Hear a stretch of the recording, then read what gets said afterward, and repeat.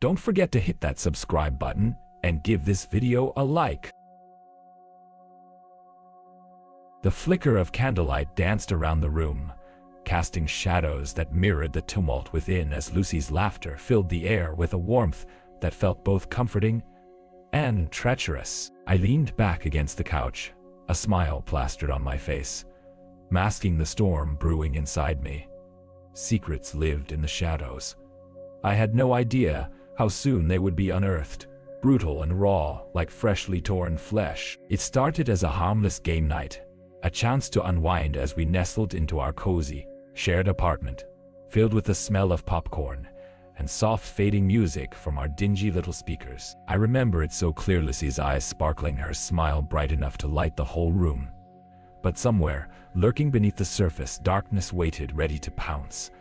Sara was a friend that Lucy had invited over, a friendly voice, a familiar face from high school that dragged memories up from the depths of oblivion, bittersweet and laden with nostalgia.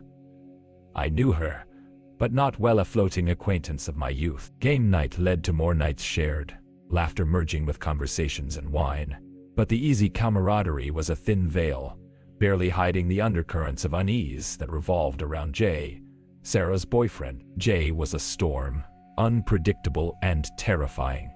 He seldom joined our gatherings, preferring isolation to community, a chasm growing between him and the rest of us. Each time he appeared, I felt the tension in the room rise like steam, thickening the air. His silence screamed louder than his presence, and I hated the way it wrapped itself around my friends, squeezing them into corners they shouldn't have to navigate. One night, as laughter echoed and voices mingled, I caught Lucy's fleeting glance towards Sara. Something in her expression shifted, a fleeting pang of concern shadowing her carefree demeanor.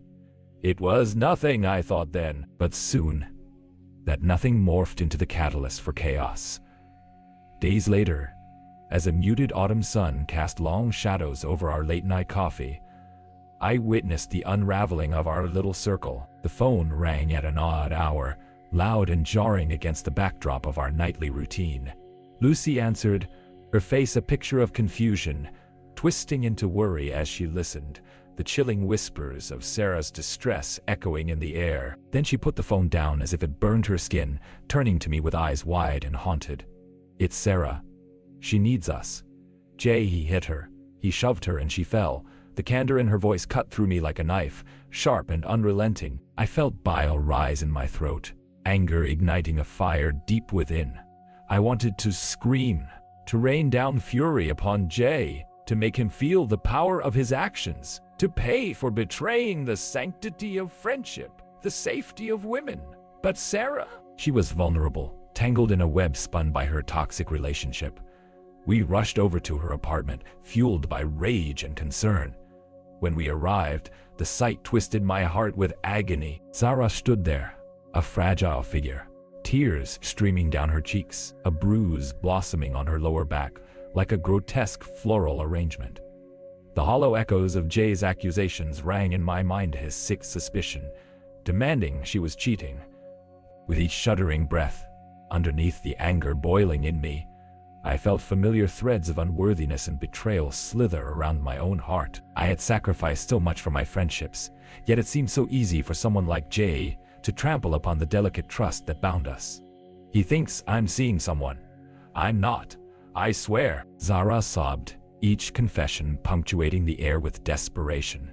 Lucy and I enveloped her in a hug, trying to shield her from the heaviness of her reality, but my resolve began to thin. Jay had crossed a line. He had hurt someone I cared about, and the numbness that had gripped my heart morphed into a ferocious desire for revenge. Later that night, after Lucy had calmed Sara, I found myself staring at the ceiling, my mind uncontrollably wandering to dark places. Revenge was a toxic slumber that slipped into my veins, awakening an unsettling ambition. I imagined myself cornering Jay, unleashing pent-up rage until nothing remained but his frail ego, withering before the pounding of justice. But how would I execute such revenge without falling into a pit of my own despair? Days turned into weeks, and Sara's trauma transformed into a guarded wound of mistrust. She broke up with Jay, but fear lingered like a cloud, casting shadows where the sunlight once thrived. My resolve solidified in my heart as I plotted, carefully assembling the framework of a plan. Working at the college gave me unbridled access to information, a flickering key to the door, separating the betrayed from their betrayers. I learned Jay's classes, studied his schedule.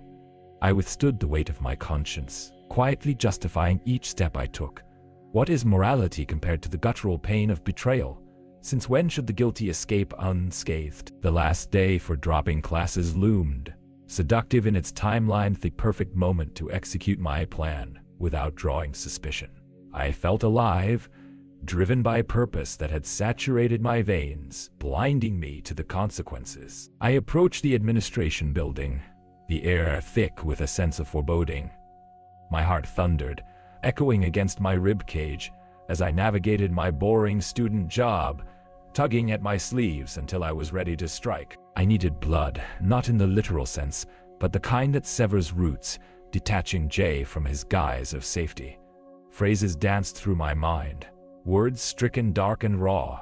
I had to cut him loose. Ignorance would fuel my crime, my vengeance a veil to shroud my face from the guilt of the act I was about to commit.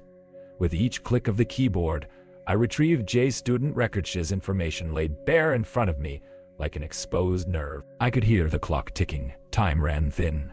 I canceled all his classes. As those digital entries vanished, a cathartic release washed over me, cleansing layers of festering hurt and rage. But I wasn't done.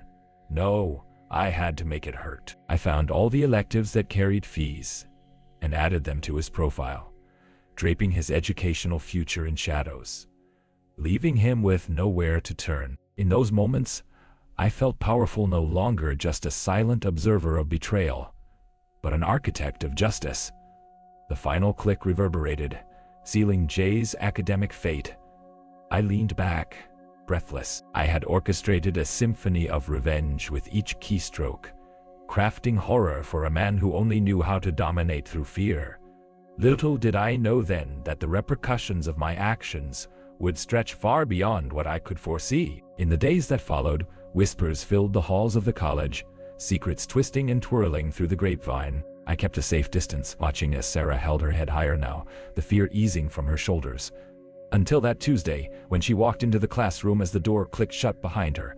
Jay didn't come. Sara found solace in new friendships, breaking chains of the past. The echoes of a boy like Jay, now stripped of academic shelter, faded into the background of her life. I felt euphoric, a voyeuristic sense of satisfaction sealing the cracks in our friendship. But as weeks bled into months, a whisper in my mind persisted. Had I become the monster? All because I had been betrayed? But it was too late. I was in too deep, veins running heavy with the aftermath of my vengeance. The fallacy of grief blended with the reverberations of guilt as I stood amid the desolate remains of my humanity. Each scream drowned another, leading me to a dread-filled confrontation I had never prepared for, and that day was drawing closer than I cared to admit. Yet, there was a certainty. I had sealed Jay's fate, a calculated move in a game I never intended to play. I was a monster after all, a betrayer disguised as a friend, waiting for the price of my actions to come crashing down like the cold, unforgiving weight of reality. The tension in the air was suffocating as I sat across from Lucy, the shadows in our apartment thickening like a storm cloud. We hadn't talked about what had happened with Sara and Jay for weeks. I felt like I was living on a tightrope, every step forward threatening a plunge into chaos. My fingers drummed against my knee as I replayed the events of the past weeks in my mind, feeling that familiar rush of exhilaration mixed with a gnawing anxiety. Would the real consequences come back to haunt me? I was about to find out. A few days had passed since I had executed my plan, and while I felt a grim satisfaction at Jay's fall from grace, there was still a part of me that wondered about the aftermath. Would he be kicked out? Would he lash out in desperation? The anticipated reckoning hung over me like the blade of a guillotine, ready to drop at any moment. Lucy was sitting on the couch, intently scrolling through her phone, her brow furrowed. "Sara is doing better, right?" she asked, trying to pry my eyes from the late-night news report which was echoing the growing violence against women. Her words dripped with concern, but I recoiled from the hint of assumption in her tone. I had thought I was on top of it all. Why wasn't she celebrating my decisive action? Yeah, she is. No more Jay, right? I replied, perhaps too hastily, but the truth was laced with bitterness. Lucy looked up. A frown painted across her mouth. Lucy looked up. But you didn't just end a relationship, Jake. You messed with his education, his life. It's not just about Sara anymore. Her voice held the weight of our shared history, a history built on small lies and unsaid truths. You're taking his side, I shot back, tension crackling like dry leaves underfoot. I'm just saying we have to be careful about the measures we take. The path of revenge is never easy. It can come back to bite you harder than expected. I swallowed hard, her words tangling with the nagging doubts that had invaded my conscience, but I was too enthralled by the power of my actions to think of surrender. He deserved it, Lucy. He put her in the hospital. The sharpness of the accusation hung like a damning echo in the air. Revenge is all-consuming, Jake. I get it, I do. But where does that leave us? She asked, eyes wide and determined. Before I could answer, my phone buzzed violently on the table, a stark ripple in the fragile atmosphere. I glanced at the screen. Sara's name flashed ominously. My heart raced as I answered, a sinking feeling pooling in my gut. Jake. Sara's voice trembled through the line, each word punctuated with a thick layer of despair. I don't know who did this, but I think Jay is going to retaliate. What do you mean? A chill snaked up my spine, biting and cold. I heard him talking to someone. He's furious, beyond reason. He's been telling everyone that he's going to make sure whoever was behind this, whoever messed with his classes, will pay, she explained, her voice laced with terror. My mind raced. This was the price I would pay for my actions. The realization hit me with a violent clarity. Jay was not just any man. He had a dark aura that made a mockery of fear. I could see him now, lurking with malice, plotting my demise. The escalating stakes tightened around my throat like a noose. I need to know more, Sara. Where is he? I demanded, urgency bleeding into my voice. Somewhere near campus. I can't face him again, Jake. Just be careful. She hung up, and the silence that remained echoed louder than any words. Panic coursed through my veins like fire. I could not allow Jay to come after me, or anyone else I cared about. I had to prepare myself, gather allies. I had to become sharper than the machine I had just unleashed. Later that day, I met with Sara in a quiet coffee shop, shadows draping the corners of the room. Guilt rushed back over me, creeping around the edges of my swirling resolve. I looked at her, examining the remnants of her once pure smile, which had now transformed into a mask of tension and fear. I just wanted him to feel the pain he'd caused you, I confessed, my voice cracking like ice about to shatter. You think he will stop at that? He's not just upset about his education being ruined, Jake. This is personal, she cautioned, her eyes wide, revealing a haunted depth I had never seen before. I'll figure something out, I promise, I replied. But doubt not at me. A darkness wrapped around us, thickening the air. It was only a matter of time. I had no idea how much danger I had drawn toward us until now. As night fell, I sat alone in my apartment, the dim light offering little comfort. My thoughts spiraled as the world outside grew quiet, neighbors drifting into their oblivion while I remained on high alert, scanning the shadows for unseen threats. Suddenly, a loud crash echoed from the hallway. My heart raced. Adrenaline surged as I jumped up to look out through the peephole. My world erupted when I saw him. Jay stood across from my door, flanked by two brutish figures, sneering, his dark hair shining in the dim light like a raven's wing. Like a raven's wing. He could smell my fear. Come on out, you coward. We need to talk, he yelled, voice dripping with venom. The confrontation had found me. I slammed the door shut, my mind racing. I glanced around, grasping for anything that could serve as a weapon. I could hear their muffled conversations, Jay's voice growing more agitated, a storm brewing behind that door. I wanted to run, yet something inside urged me to stay. This was my fight, my reckoning. Gathering my courage, I threw the door open and stepped into the fray, adrenaline flushing my senses. "What do you want?" I demanded, forcing bravado into every syllable. Jay grinned, a sadistic expression twisting across his face. "I just want to know why you thought you could ruin my life and walk away from it." He stepped forward, holding my gaze, the noise around us fading as I locked onto his defiance. "What were you expecting? A trophy for abuse? You hurt someone I care about. You deserved a taste of what you dished out." I spat, the past weeks of torment churning into a tidal wave of rage. "You're nothing but a little snake, hiding behind a keyboard, thinking you can play God. The thing is, I won't go down that easily. I'll drag you into the dark with me." Jay stepped forward, the threat evident in his posture as he loomed over me. "Maybe you'll finally get your chance to put on a show," I fired back, each word lacerating the tension. But my heart raced. I knew I had stepped onto dangerous ground. His only response was a chuckle steeped in menace. "You really are a loser.